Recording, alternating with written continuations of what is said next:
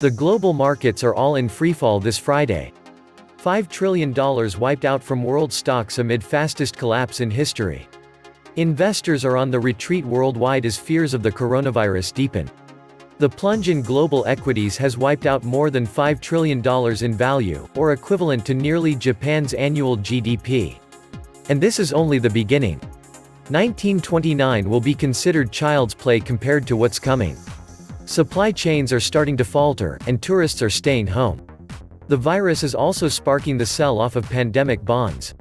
As the business community struggles to predict the coronavirus economic fallout, observers warn the virus could be the final blow that throws the world economy into recession. Global investors aren't waiting for economic data to hit to see how bad things have gotten since the virus has sent China into economic paralysis. They are selling first and asking questions later. The Dow Jones had its worst one-day point drop in history, tumbling almost 4.5%. That sentiment spilled over to Asia with Tokyo's Nikkei shedding 3.6% today. And Hong Kong's Hang Seng also closed down 2.4%. It takes a long time and much effort to roll a snowball to the top of a hill, but when you finally get it rolling down the other side, it can only get bigger, and there is no stopping it. Welcome to the stock market snowball from hell. Coronavirus halts China's mega-industrial complex for almost a week now, and there is no real end in sight for the disruptions. Markets drastically affected by lopsided reliance on China, there you go. The fear comes to the media and our own president telling us borderline nothing important. Clearly, printing and jawboning are ineffective in the face of reality. The markets, like the virus, are uncontrollable and will do as they please. The market was living paycheck to paycheck, and the hot water heater went out. The corporations must be reducing stock buybacks since they will need the money with lower revenues and less risk tolerance for corporate debt. The virus did indeed help ion. The coming collapse could also be a war or simply a bad timing on colossal defaults in China. In either case, this was bound to happen. And these Wall Street traders have seen nothing yet. Most of this stock market is monopoly paper money overpriced hype, hedge fund many hanky-panky nothing is true everything is lie, bad karma. Their Ponzi scheme is collapsing, just close the market and have King Trump declare everyone is rich, what a joke. The whole market is and has been a manipulated AI scam backed by the Fed and Wall Street for decades. Do you think a few 100,000 day traders, i.e., clowns, are going to make minutiae of difference in an American regime-sponsored Ponzi scheme? The whole show is imploding. These valuations were all fake and propped with fake money anyway. It's ridiculous how you have the bankers furiously shoveling money into the furnace to keep all the bubbles inflated, while their cousins in the media are rubbing their hands together anticipating the collapse.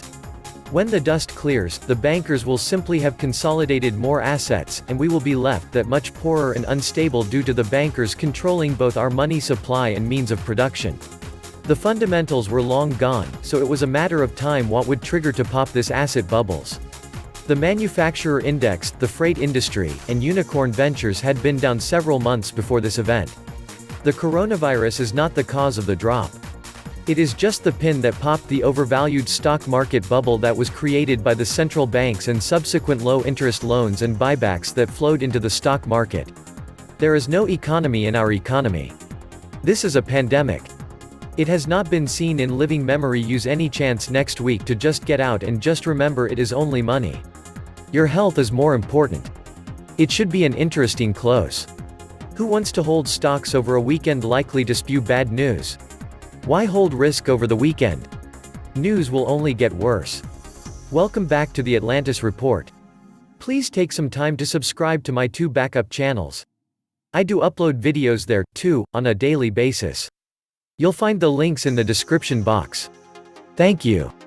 The major averages were under pressure on Friday, in part because investors kept adding to their bond market exposure and fleeing equities. The benchmark U.S. 10-year Treasury yield touched a fresh record low. It was last at 1.16%. Yields move inversely to prices. The Dow had closed at a record high on February 12. It only took the S&P 500 6 days to fall from an all-time high into correction levels, marking the broad index's fastest drop of that magnitude outside of a one-day crash.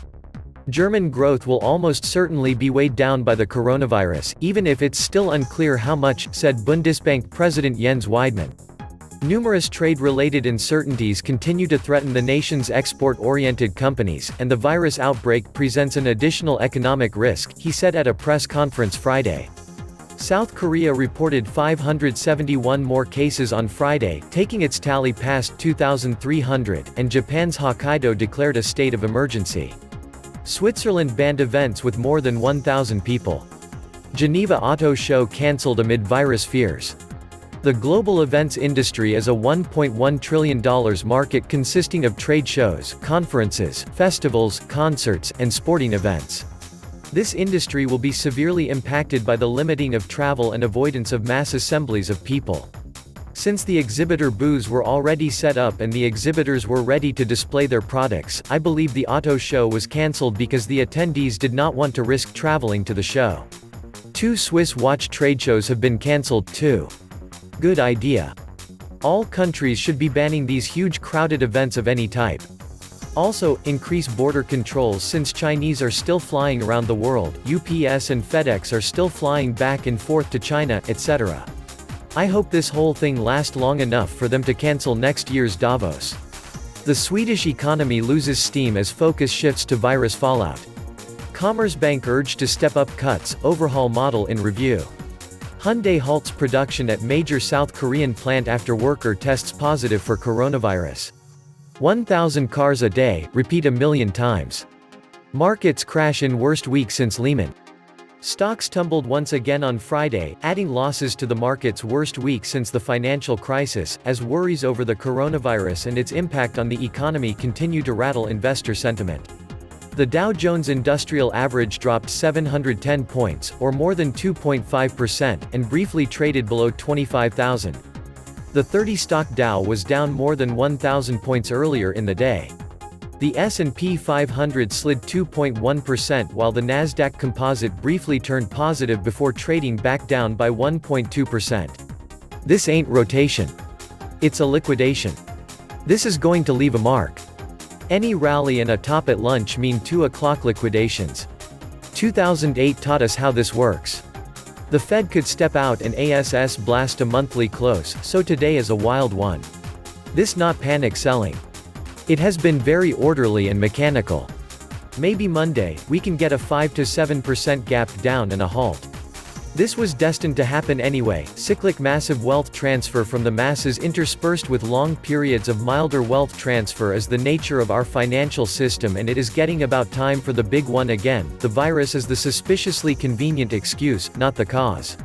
If we were not so chemically dumbed down and placated, we would just string up all the bankers. Trump should have demanded Fed hikes when he came into office. This would have crashed the economy, but that is what's needed. But who votes for crashing the economy? We like to blame politicians, the Fed, banks, etc., but really, it's the ignorant American electorate that is responsible. There should have been riots on the streets years ago when the Fed kept rates at zero for over a decade. $5 trillion wiped out from world stocks. That $5 trillion never existed in the real world. Wealth on paper is not worth what you think it's worth. Having $5 trillion evaporate is actually good because it didn't exist in the first place. I've never understood how gleeful people get when the value of their assets rise as measured using fiat currency, which is itself a depreciating asset. More seriously, we have generations of financiers who think prosperity is a number developed by a council of technocrats and who consequently believe markets only go up. Or said another way, they believe real business misjudgment is impossible, merely shades of good judgment. That worldview was always a bug in search of a windshield. To the extent, reality will be a shock to their worldview, even a historically minor 2% correction is potentially catastrophic. These are adult children in the business of risk management, who never understood that risks were real. Add to that the central banks of the world who have fractional reserved securities to secure monetary creation, a creation that can simply go poof on a fractionally reserved leverage basis with a price decline, and this could get interesting in the biblical sense. In the end, they will run the printing press until it burns a hole through the planet. It is the only thing they know how to do. All the stock markets are pre-programmed algorithms designed to transfer money from the fish to the sharks. You might be able to squeeze out a few percents every now and then, but most investments lose, especially in options.